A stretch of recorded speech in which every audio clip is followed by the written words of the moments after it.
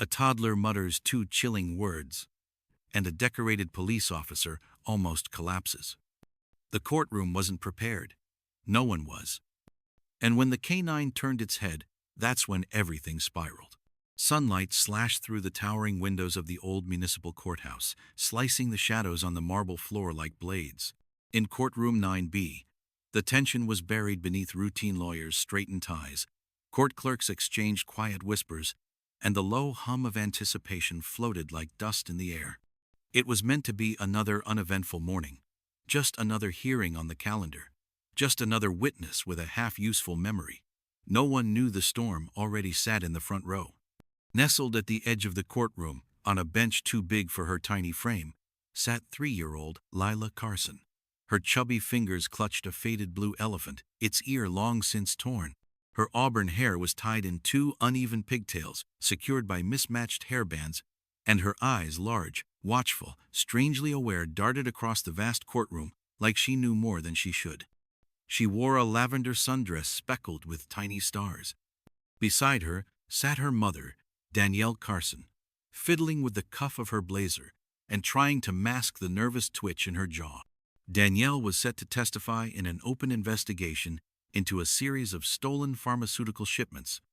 6 months earlier, she'd witnessed someone fleeing an alley behind her building. In the dead of night, someone quick, masked, and limping. She hadn't seen a face, but her timeline and description were crucial to the case. No sitter had been available that morning, and after much persuasion, the presiding judge had reluctantly allowed Lila to remain in the courtroom on the strict condition that she remain silent. At precisely 9:03 a.m., the side doors swung open with ceremonial stiffness, and in stepped 2 security officers. Leading them was Officer Jared Stone, a well-respected K9 handler whose file glowed with commendations. Right behind him marched Bolt, his sable-coated Belgian Malinois, trained for federal-level narcotics ops. Bolt's stride was tight, confident, every muscle coiled beneath the sleek fur. His eyes scanned the room like he could smell the secrets. As the murmurs faded and the courtroom settled, Judge Rowena Halbrook entered, her robe flaring as she took the bench. The gavel rapped once. The room hushed. Opening statements began. Lila fidgeted in her seat and turned, her gaze landing on the officers. And then she saw him. Her body stilled. Her expression hardened. Then, without warning, in a voice soft but ringing like a bell, she uttered just 2 words. "Mean man." Time froze. The stenographer's fingers hung above her keys. The prosecutor blinked mid-sentence. Even the judge looked up, brows knit, every head turned, every breath held. Danielle leaned down, her face pale. "Lila, what did you just say?" she asked, her voice trembling. But Lila didn't answer.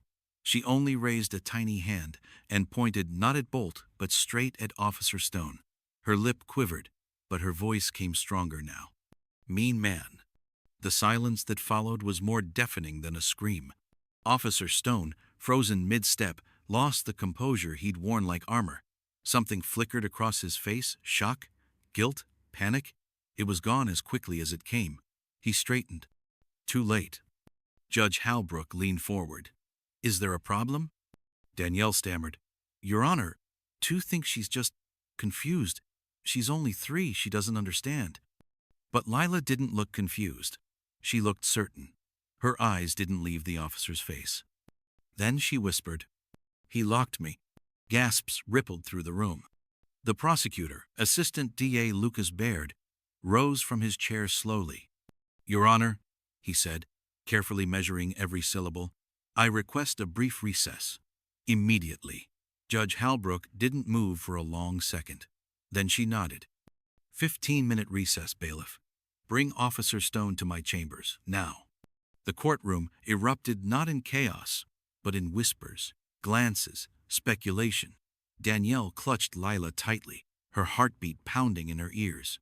Lila stared at the officer with unblinking certainty. And Bolt turned his head. The dog's ears twitched. He looked up at his handler not with loyalty, but with something else. A slow, deliberate suspicion.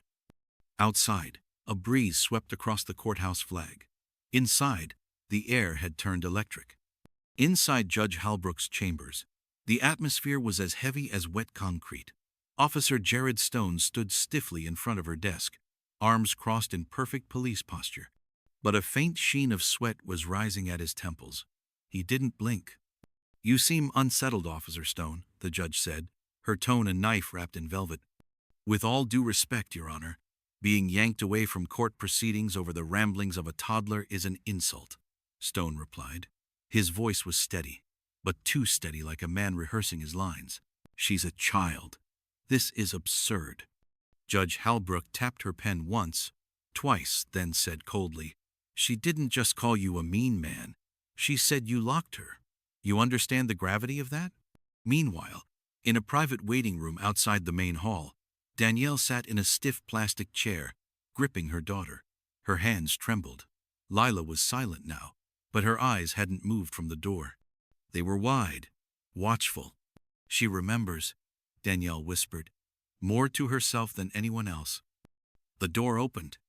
Detective Isaac Marr, summoned personally by Judge Halbrook, stepped into the room. A veteran of 27 years, Marr was an internal affairs legend, the man cops whispered about when they thought no one was listening. He asked questions no one wanted asked, and now he was asking them. He crouched beside Lila, voice soft like the wind before a storm. "Hi there, Lila. I'm Isaac. Do you remember where you saw that man before today?" Lila hesitated, burying her face into Danielle's blazer sleeve, her tiny fingers gripping tightly. A moment passed. Then she pulled away slowly, nodding. In the loud room with the barking, Danielle's eyes shimmered with tears. "What loud room, sweetheart?" she asked gently. Lila pointed downward, her arm trembling slightly. It smelled like metal. Detective Marr's brow furrowed. "Did he hurt you in that place, Lila?" The girl shook her head, but then she said something colder, heavier, something that shifted the air. "He hurt the dog." Marr straightened immediately, all warmth vanishing from his posture. His eyes locked with Danielle's. "You said your daughter had never seen Officer Stone before today?" "Never," Danielle replied, her voice unsteady. "We moved here 6 months ago. The only time she was ever away from me was last October during a neighborhood cookout. She got lost for 2 hours. We found her in a locked maintenance closet behind the old fairgrounds." Her voice faltered. "She had cuts, scrapes, bruises. We thought she'd just fallen." Marr's voice dropped, steel hiding behind calm. "That closet, was it locked from the outside?" Danielle nodded slowly. "That's what the officers said. They assumed she'd wandered in, and the wind pulled the door shut." "And who was the responding officer that night?" Danielle blinked, caught off guard. I don't remember. It was chaos. Sirens, flashlights, a crowd. It's all a blur." Marr turned to the nearest bailiff. "Pull the incident report for that night. I want the name of whoever filed it. Now." As they exited the waiting room, tension crackled like static. Inside the courtroom, Bolt, the sleek Malinois, lay motionless beside the witness stand, his breathing slow and steady. But something about him had shifted. His eyes were locked on the courtroom doors, on the space where his handler had vanished. Ears perked, jaw tense. The silence didn't calm him. Then, with a low, guttural noise that wasn't quite a growl, Bolt rose. He moved with deliberate grace and stood directly in front of Lila's chair, as though guarding her. The courtroom didn't know it yet, but the girl had remembered, and now, so had the dog. Detective Marr reappeared on the courtroom floor, a manila file gripped tightly in one hand. His stride was faster now, his face set like stone. He approached Judge Halbrook's bench, who immediately noticed the tension. "It's confirmed," Marr said in a low but deliberate voice. "Officer Jared Stone was the first on scene during Lila's disappearance. His report says he found her behind a locked maintenance closet near the defunct fairgrounds." Judge Halbrook frowned. "So he was there. What does the report say?" "No mention of injuries," Marr continued, flipping through the document. "Says she was confused but unharmed. No scratches, no trauma. It's a clean sheet." "And the closet?" Marr slid a photo across her bench. It showed a rusted exterior bolt lock. "She couldn't have locked herself inside," he said. And now she points to him without prompt in a courtroom full of strangers. The judge's fingers tightened on her gavel. We need to act quietly and fast. Hold him for questioning. No noise, no scene. Get one of the department psychologists on standby and bring the dog. Meanwhile, just outside the courtroom, Officer Jared Stone paced in tight, nervous loops. His jaw was clenched so hard it pulsed at his temple. He'd weathered investigations before. Nothing ever stuck.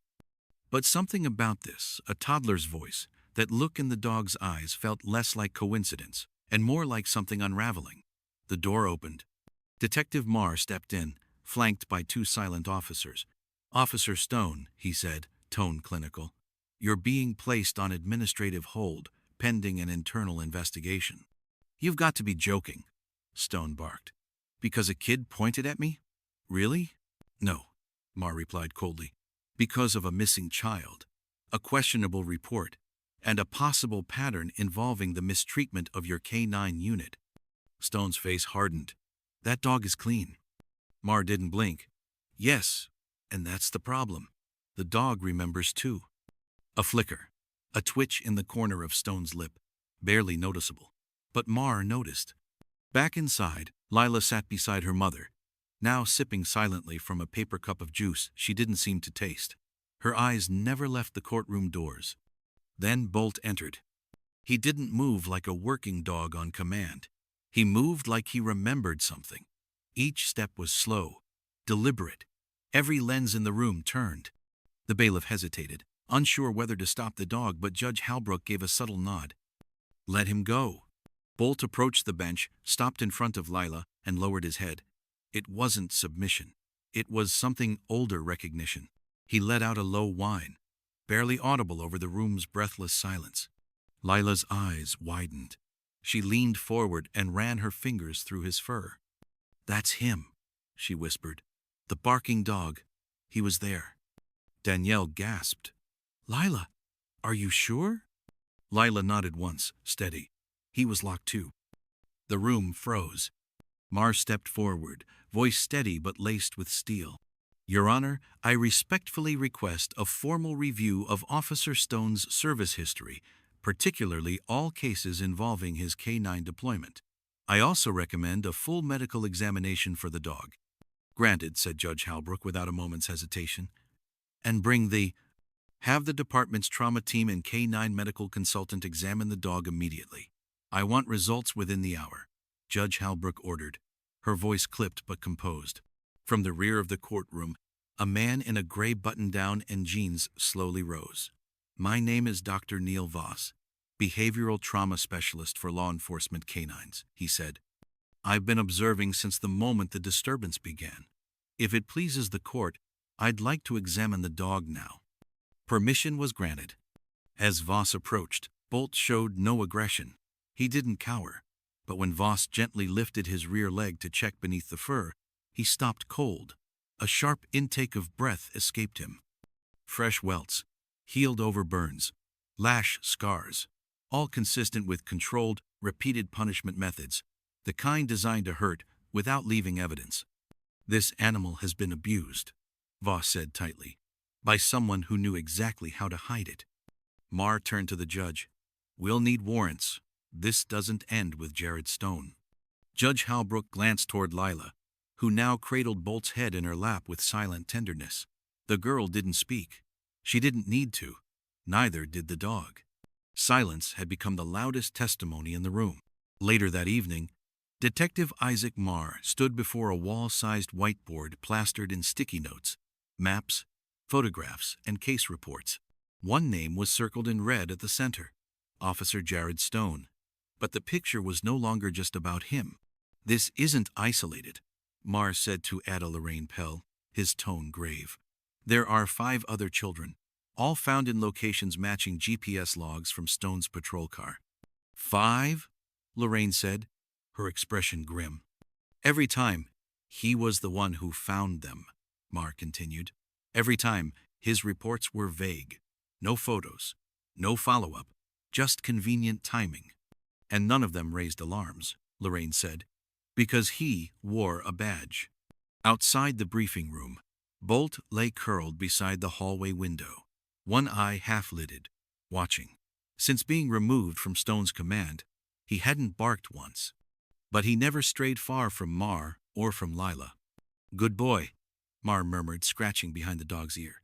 Elsewhere, in the courthouse's pediatric wing, Lila sat on a soft cushion, coloring quietly while Danielle watched the doorway, tense and wide-eyed. "Danielle," Mar said gently, stepping in, "we need to ask Lila one last question." Her hand trembled as she nodded. "I'll stay right beside her." Dr. Voss knelt again at Lila's level, his voice a gentle thread. "Lila, do you remember seeing Bolt before that day in the courtroom?" The crayon paused mid-stroke. Lila glanced at her mother, then at Mar, and finally to Bolt, who sat silently near the door. "He barked at the man," she said softly. "The man hurt him when I was crying." Danielle's hand flew to her mouth. "The man from the courtroom?" she asked, voice barely audible. Lila nodded. "He told Bolt to stop. Then he pushed him." "What did Bolt do?" Voss asked, still kneeling. Lila's voice was barely a whisper. "He stayed by the door. He wouldn't leave." And in that moment, Mar knew. The dog had stayed, even in pain, even caged, even forgotten he had stayed with her. At the precinct, digital forensics had cracked fragments of deleted cruiser cam footage. One clip showed Officer Stone exiting his squad car in the alley, near a condemned warehouse, the exact location where Lila had been found. "Get me a full warrant," Mar said, tossing the printed frames onto Lorraine's desk. "His house, his car, storage units. I want it all." That same night, armed with an emergency judge's signature, law enforcement swept through Stone's private storage unit on the outskirts of town. What they found made even seasoned officers fall silent. A row of files marked by case numbers, photographs, children's belongings, encrypted memory cards, and in the far back corner a cage, small, rusting, lined with claw marks on the inside. Mar's breath hitched. "This is where Bolt was locked up," he whispered. Inside the cage was a torn collar stamped with Stone's badge number, and a stained training whip. That was all they needed. Back at the courthouse, Jared Stone sat cuffed to a table in the interrogation room, his face a frozen mask. He hadn't spoken for hours, until Mar walked in with Bolt at his side. The officer flinched.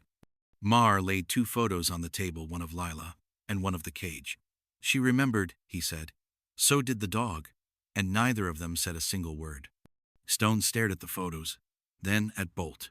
The dog stood motionless, ears raised, eyes locked on his former handler, like he was waiting. "I'll talk," Stone said finally. His voice was dry, cracked. "But I want protection." Mar didn't move. "It wasn't just me," Stone continued, eyes flickering. "This goes higher, much higher."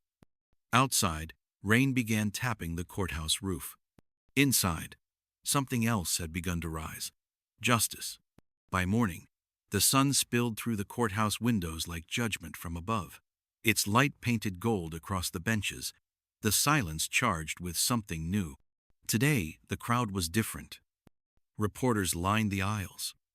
Families of victims clutched hands in silence. On the far end of the room, a row of off-duty officers sat stiff and quiet, watching, listening, and hoping that whatever came next might finally cleanse the stain they'd all tried to ignore. It was the day the badge broke.